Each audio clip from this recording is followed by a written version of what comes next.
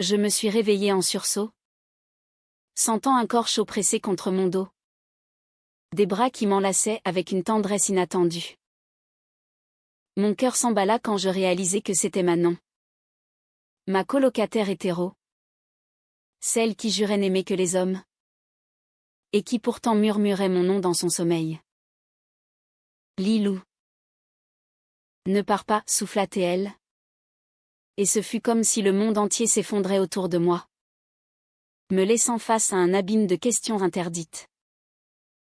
J'habitais à Paris, dans un petit appartement du Marais. Ce quartier bohème où les rues pavées bruissaient de secrets et de passions cachées.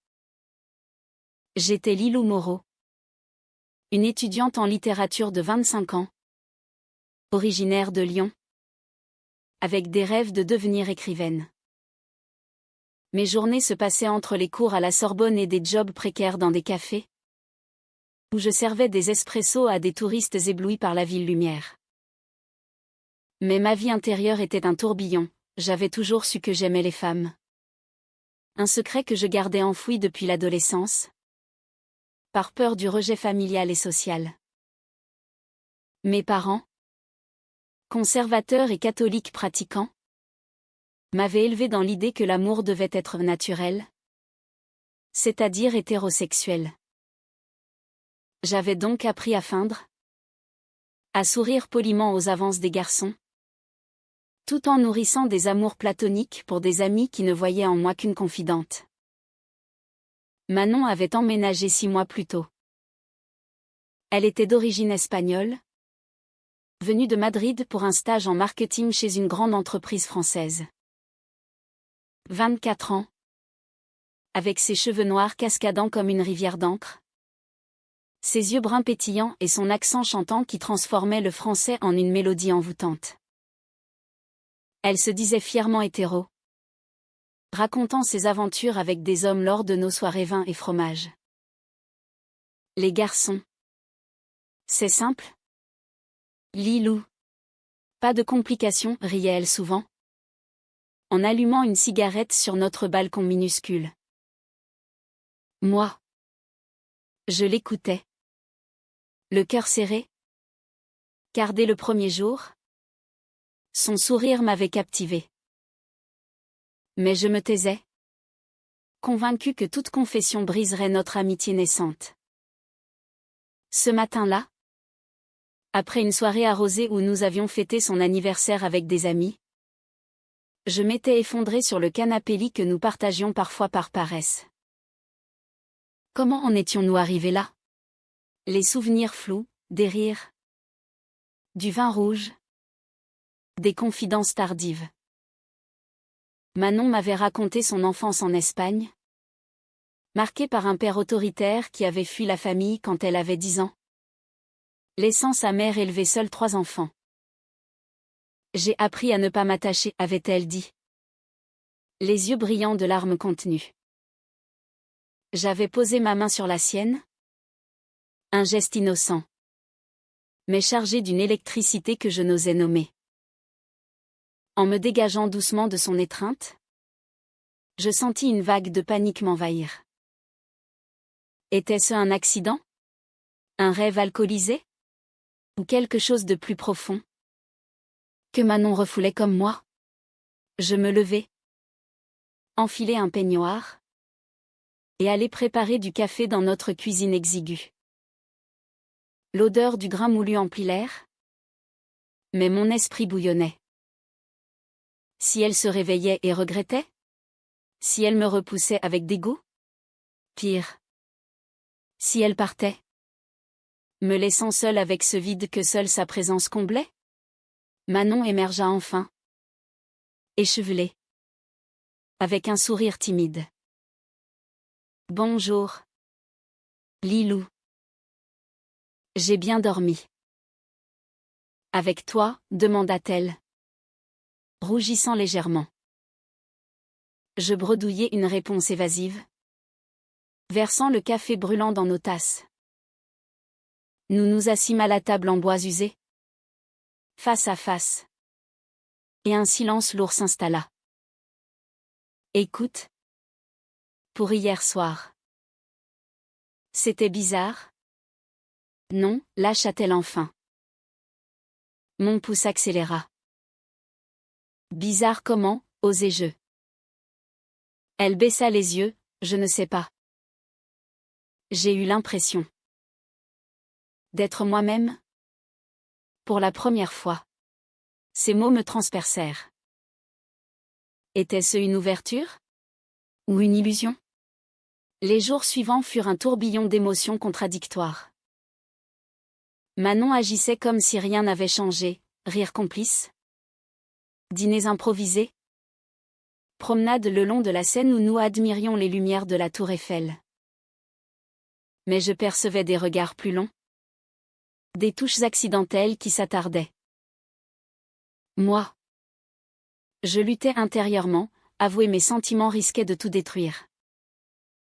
Et puis. Il y avait son passé, elle m'avait confié avoir été fiancée à un homme en Espagne. Une relation toxique terminée par une trahison. Il m'a trompée avec ma meilleure amie, avait-elle avoué un soir? Les larmes coulant. Cela expliquait sa méfiance envers l'amour. Sa proclamation d'hétérosexualité comme un bouclier. Pourtant, une soirée changea tout. Nous étions à une fête chez des amis communs. Dans un appartement haussmannien du 7e arrondissement. L'alcool coulait. La musique pulsait.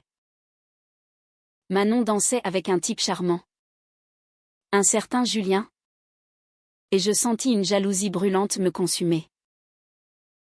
Je m'éclipsai sur le balcon. Allumant une cigarette pour calmer mes nerfs. Elle me rejoignit bientôt. Qu'est-ce qui ne va pas? Lilou, demanda-t-elle. Posant sa main sur mon épaule. Les mots jaillirent malgré moi, je ne supporte pas de te voir avec lui. Parce que. Je t'aime. Manon. Pas comme une amie. Le silence qui suivit fut assourdissant. Ses yeux s'écarquillèrent. Mélange de choc et de quelque chose d'indéfinissable. Puis. Sans un mot. Elle tourna les talons et disparut dans la foule. Le lendemain. L'appartement était vide. Manon avait laissé un mot, j'ai besoin de temps. Pardonne-moi. Mon monde s'effondra. Était-ce la fin? Avais-je tout gâché par ma franchise? Je passai les jours suivants dans un brouillard. Errant dans les rues de Paris. Hanté par des souvenirs. La cathédrale Notre-Dame en reconstruction me rappelait nos promenades, le Louvre. Nos discussions sur l'art. Mais sous cette douleur, une colère montait, pourquoi fuyait-elle? Était-ce de la lâcheté? Ou un secret plus sombre? C'est alors que je découvris son journal. Oublié sous le lit. En le feuilletant, tremblante, je lus des entrées qui me glacèrent, des doutes sur sa sexualité. Des attirances refoulées pour des femmes en Espagne. Étouffée par la pression familiale. Je ne peux pas être comme ça. Maman ne le supporterait pas, écrivait-elle. Et puis. Une révélation, elle avait eu une liaison secrète avec une professeure à l'université. Terminée en scandale. Manon n'était pas hétéro, elle se mentait à elle-même. Cette découverte me remplit de compassion. Mais aussi de rage, pourquoi me cacher cela? Je décidai de la confronter. Après des recherches frénétiques sur les réseaux sociaux, je la localisai chez une amie à Montmartre. Je frappai à la porte. Le cœur battant. Manon ouvrit. Pâle et défaite. Lilou. Qu'est-ce que tu fais ici, murmura-t-elle. Je brandis le journal, ça.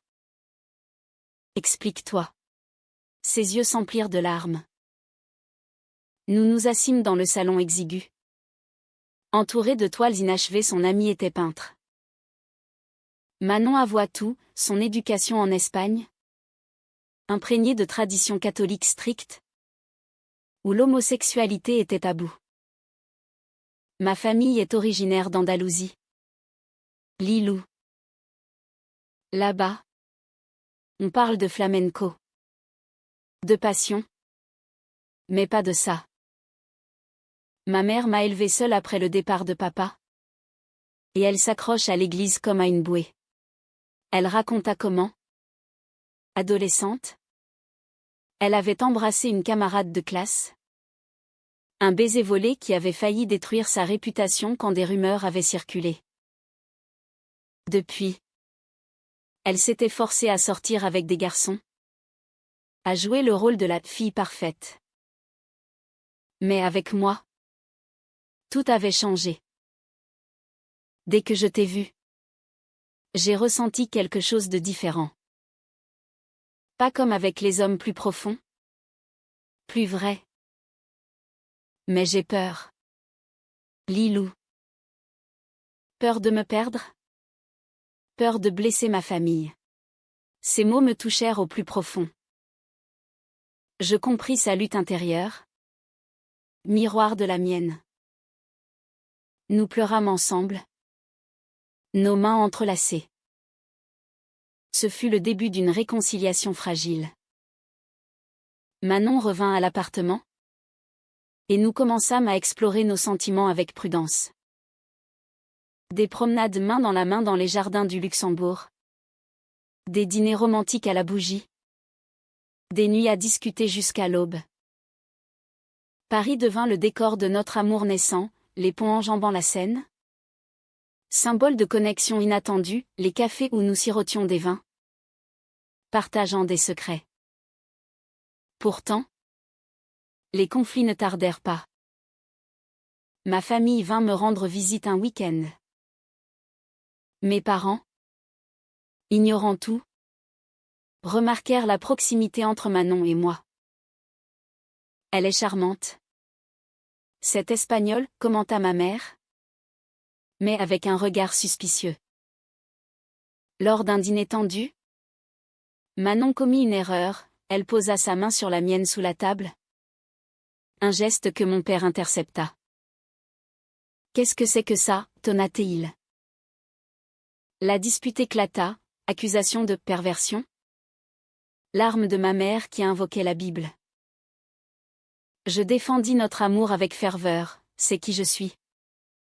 Papa. Et Manon même pour ça. Ils partirent furieux, me menaçant de couper les ponts. Ce soir-là, Manon et moi nous effondrâmes, questionnant si notre relation valait tant de douleur. Pire encore, un ex de Manon refit surface. Alejandro. Un Espagnol charismatique qu'elle avait connu à Madrid, débarqua à Paris pour un voyage d'affaires. Il l'appela, insistant pour la voir. Manon, par loyauté envers son passé, accepta un café innocent. Mais je les vis ensemble depuis la rue, rire. Geste familier. La jalousie me rongea. Était-ce une trahison? Quand elle rentra, je l'accusai, tu joues sur deux tableaux. Elle nia, expliquant qu'Alejandro n'était qu'un ami. Mais le doute s'insinua. Nous nous disputâmes violemment. Des mots durs fusèrent, tu n'es pas prête pour ça. Manon. Retourne à tes mensonges. Elle claqua la porte, me laissant seule avec mes regrets. Les jours suivants furent un enfer. Je errais dans Paris, hanté par des images d'elle avec lui. Mais un appel changea tout, Manon. En larmes, m'avoua qu'Alejandro avait tenté de la reconquérir, révélant qu'il savait pour son passé lesbien et l'utilisait comme chantage. Il menace de tout dire à ma mère si je ne reviens pas avec lui, sanglota-t-elle. La rage m'envahit. Ensemble, nous affrontâmes Alejandro dans un café du quartier latin. Je le confrontai, laisse-la tranquille. Ou je porte plainte pour harcèlement. Il recula, surpris par ma détermination. Ce fut un tournant, Manon choisit définitivement notre amour, rejetant son passé toxique. Notre relation s'approfondit. Nous voyageâmes en Provence, où les champs de lavande nous enveloppèrent de leur parfum apaisant. Là, sous un ciel étoilé, Manon me murmura, « Je t'aime, Lilou. » Pour de vrai, ces mots guérirent bien des blessures. Mais les secrets persistaient. Manon cachait encore notre couple à sa famille espagnole, craignant leur rejet. Moi, je luttais avec mes propres démons, une ancienne amie, Sophie, réapparue, avouant m'avoir aimé en secret autrefois. Cela créa une tension, Manon devint jalouse, m'accusant de flirter. « Tu regrettes de ne pas être avec quelqu'un qui assume », lança-t-elle un soir. La dispute escalada, révélant nos insécurités profondes. Pourtant, ces conflits nous rendaient plus fortes. Nous consultâmes une thérapeute, une femme sage du 16e arrondissement, qui nous aida à dénouer nos nœuds émotionnels. L'amour vrai demande du courage, nous dit-elle. Inspirés, nous décidâmes d'affronter nos familles. D'abord, la mienne, un appel vidéo tendu, où je posais un ultimatum. Acceptez-nous, ou perdez-moi. À ma surprise, ma mère craqua la première, « Je t'aime, Lilou. J'ai peur. Mais je veux essayer. » Mon père, plus réticent, promit de réfléchir. Pour Manon, ce fut plus dramatique. Elle appela sa mère à Madrid, lui avouant tout. Les cris fusèrent, accusation de trahison culturelle. Invocation à la Vierge Marie. « Tu me tues. » Ija, hurla sa mère. Manon raccrocha en pleurs. Brisée. Je la serrai dans mes bras, murmurant des promesses d'éternité. Mais ce rejet la plongea dans une dépression, nuit blanche. Appétit perdu. Je la veillai, l'encourageant à écrire ses sentiments. Elle avait un talent pour la poésie, influencée par Lorca et les traditions andalouses. Peu à peu, Manon remonta la pente. Nous adoptâmes un chat errant, que nous baptisâmes Flamenco, symbole de ses racines espagnoles fusionnées à notre vie parisienne. Nos journées reprirent un rythme doux, court pour moi. Travail pour elle. Soirée à cuisiner des tapas françaises, un mélange culinaire reflétant notre union. Mais un nouveau choc nous frappa, une lettre de sa mère, arrivée par courrier. Je ne peux pas accepter ça. Ne reviens pas en Espagne. Manon s'effondra. Mais cela alluma en elle une étincelle de rébellion. Je ne laisserai plus les traditions me dicter ma vie, déclara-t-elle. C'est alors que surgit un conflit inattendu. Lors d'une manifestation pour les droits LGBT à Paris, place de la République, nous marchâmes main dans la main. Des photos circulèrent sur les réseaux, Manon fut reconnue par des amis madrilènes, qui alertèrent sa famille. Son oncle, un prêtre conservateur, l'appela, la maudissant. « Tu souilles notre nom, tonnatait-il. Manon, paniquée, me proposa de tout arrêter, peut-être que c'est trop dur. Ces mots me transpercèrent comme un poignard. Tu me trahis, criai-je. La dispute fut épique, accusation mutuelle. Porte claquée. Je partis chez une amie, le cœur en miettes. Seul. Je réfléchis à notre parcours.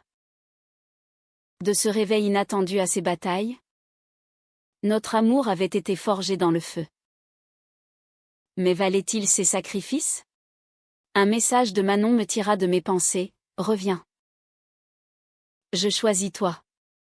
Nous nous retrouvâmes sur le pont des Arts, où les amoureux accrochent des cadenas. Là, sous la pluie fine, elle s'agenouilla. Épouse-moi. Lilou. Prouvons au monde que notre amour est plus fort. Les larmes se mêlèrent à la pluie. Oui, murmurai-je, l'embrassant passionnément. Mais le destin nous réservait un twist cruel. Peu après, Manon reçut un appel. Sa mère avait eu un accident vasculaire cérébral, déclenché par le stress. C'est ma faute, sanglota-t-elle. Elle partit pour Madrid, me laissant à Paris. Les jours devinrent des semaines, nos appels se raréfièrent. Je craignais le pire, qu'elle cède à la pression familiale. Mes amis me soutenaient, mais le doute me rongeait. Était-ce la fin? À Madrid, Manon affronta l'enfer. Sa mère, alitée, la supplia de revenir à la raison. Alejandro réapparut, offrant son soutien interested. Mais Manon tint bon. Maman, j'aime Lilou. C'est ma vérité. Les discussions furent âpres, mêlant traditions espagnoles fêtes de la Semana Santa, valeur familiale à des larmes de réconciliation. Peu à peu, sa mère céda. Je ne veux pas te perdre. Ce fut un miracle fragile. Manon revint à Paris, transformée. Nous l'avons fait, dit-elle, m'enlaçant. Notre amour, testé par le feu, en sortit plus pur. Nous planifiâmes notre mariage, une cérémonie intime au jardin des Tuileries, fusionnant éléments français et espagnols, vins de Bordeaux et paella, musique de Debussy et flamenco. Mais un secret ressurgit. Sophie, mon ancienne amie, m'envoya un message confessant toujours m'aimer. Je le cachai à Manon, craignant de raviver les jalousies. Grave erreur. Lors d'une soirée, Manon trouva le message sur mon téléphone. Tu me mens, hurla-t-elle. La trahison perçut la brisa. Après tout ce qu'on a traversé, elle partit en claquant la porte. Direction l'aéroport pour Madrid. Paniquée, je la poursuivis en taxi, traversant Paris en pleine nuit. À Orly, je la rattrapai. C'est toi que j'aime. Sophie n'est rien. Nous pleurâmes dans les bras l'une de l'autre, pardonnant nos faiblesses. Ce fut le climax. Nous réalisâmes que l'amour n'est pas parfait, mais résilie. De retour, nous affrontâmes tout, famille, société. Ma mère vint au mariage. Mon père envoya un message de soutien. La mère de Manon, en visioconférence, bénit notre union avec des larmes. Soyez heureuse, Lija. Le mariage fut magique, sous un ciel azur. Entourés d'amis, nous échangeâmes des vœux en français et espagnol. Lilou, tu as réveillé mon cœur endormi, murmura Manon. Manon, tu as changé ma vie, répondis-je. Flamenco. Notre chat porta les alliances, provoquant des rires. Ce fut un triomphe sur les conflits passés. Mais la vie post-mariage n'était pas un conte de fées. Manon fut promue, impliquant des voyages fréquents. Moi, Je luttais avec mon roman en cours. Inspiré de notre histoire, un récit de passion interdite. Imprégné de l'esprit andalou. Les absences créèrent des tensions, appels manqués. Doutes. Un soir, lors d'un voyage à Barcelone, Manon rencontra une ancienne flamme. Une femme. Elle m'avoua un baiser impulsif, c'était une erreur. Lilou. Le stress. La trahison réelle me dévasta. Comment as-tu pu, criai-je. Nous nous disputâmes via Zoom. Des mots blessants fusèrent. Manon rentra. Suppliante. Pardonne-moi. C'était un moment de faiblesse. Je luttais intérieurement, la confiance brisée. Mais l'amour intact. Nous décidâmes d'une thérapie de couple. Explorant nos vulnérabilités. J'ai peur de te perdre. Comme ma famille, admit-elle. Et moi? De ne pas suffire, confessai-je. Ces sessions nous rapprochèrent, transformant la douleur en croissance. Un an plus tard, nous adoptâmes une routine harmonieuse. Paris restait notre havre, promenade au Père-Lachaise, où nous imaginions les vies des grands comme Colette, une icône lesbienne. Manon intégra des éléments espagnols, cours de flamenco, où je la regardais danser avec passion, ses jupes virevoltant comme des flammes. Cela raviva notre romance, nous rappelant nos racines entrelacées. Pourtant, un ultime conflit surgit. Ma sœur, apprenant notre mariage, nous invita à Lyon pour Noël. Mais elle révéla un secret, nos parents avaient caché une lettre de ma grand-mère. Lesbienne refoulée. Morte dans la solitude.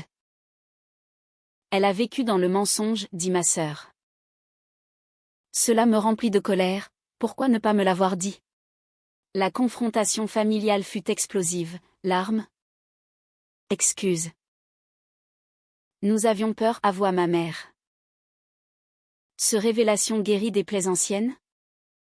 Me faisant comprendre les chaînes générationnelles. Manon, inspirée, contacta son oncle prêtre. Une discussion profonde s'ensuivit, l'amour est divin. Quelle que soit sa forme, concéda-t-il enfin. Ce fut une victoire personnelle. Notre histoire, riche en drames, nous avait façonnés. Nous décidâmes d'aider d'autres, volontariat dans une association LGBT à Paris, partageant notre témoignage. De l'ombre à la lumière, disions-nous. Les années passèrent, notre amour s'approfondissant comme un bon vin. À 30 ans, nous envisageâmes l'adoption, un enfant pour sceller notre union. Les démarches furent ardues, bureaucratie française. Préjugés, mais notre détermination triompha. Nous accueillîmes une petite fille. Elena. D'origine mixte. Symbolisant notre fusion culturelle. Elena grandit dans un foyer empli d'amour, histoire en français et espagnol. Danse flamenco. Promenade parisienne. Elle nous a appris la résilience, face à des brimades à l'école. Nous l'armâmes de fierté. De maman. C'est double amour, lui disions-nous. Mais un jour, un appel brisa la paix, la mère de Manon, âgée, demanda à nous voir. À Madrid, dans la maison familiale andalouse, les retrouvailles furent émouvantes. J'ai eu tort, admit-elle, serrant Elena. L'amour gagne toujours. Ce fut la rédemption ultime. Notre vie devint un témoignage vivant, mon roman, publié, toucha des cœurs, inspirant d'autres à embrasser leur vérité. Manon, promue directrice, intégra la diversité dans son entreprise. Pourtant, les épreuves n'avaient pas disparu. Une crise de santé pour moi, un burn-out testa notre lien. Manon me soutint, me rappelant ce réveil fatidique, tout a commencé là. Et rien ne nous arrêtera. Aujourd'hui, assise sur notre balcon, contemplant Paris, je murmure, merci d'avoir tout changé. Manon sourit, c'était écrit dans les étoiles. Notre histoire, kitschée de drame et de passion, se termine en hymne à l'humanité, l'amour triomphe, même dans les tourments.